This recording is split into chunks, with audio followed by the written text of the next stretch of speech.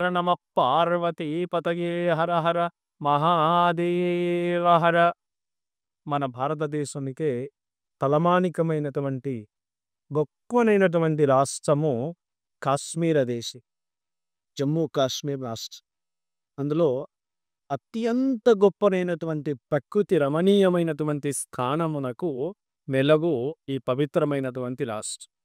ఇందులో ప్రవహించేటువంటి అద్భుతమైనటువంటి తీర్థాలలో ప్రద్యుమ్న అనేటువంటి నది గొప్పనైనటువంటివి చూస్తున్నారు.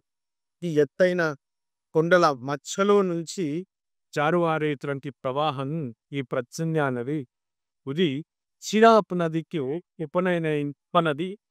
ఎత్తైనటువంటి కొండల మధ్యలో రెండు ఎత్తైనటువంటి కొండల మధ్యలో ఉడుకిలో ఉన్నటువంటి లోయలో నుంచి ప్రవహించేటువంటి నది ఈ మహానది.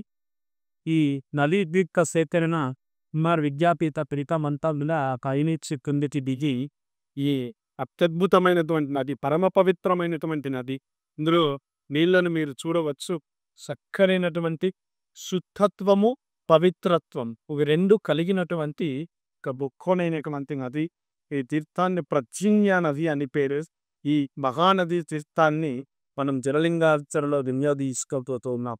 ఈ ప్రద్యుమ్న నది సేవనం వాటి పవిత్రమైనటువంటి జల సేవనము ద్వారా మంచి ఆరోగ్యం కలుగుతుందని మనకి కేదార గంధంలో చెప్పడం జరిగి ఉన్నది. అటువంటి గొప్పనైనటువంటి ప్రద్యుమ్న నది తీర్థము ద్వారా నిర్మితమైనటువంటి జలలింగేశ్వరుని దర్శించి పరిపూర్ణమైనటువంటి ఆరోగ్యం పొందాలని ఈశ్వరుణ్ణి వేడుకుంటూ ప్రతి ఒక్కరిని కూడా జలలింగార్చన మహోత్సవానికి ఆహ్వానిస్తూ జై గురుదత్త, జై జై గురు.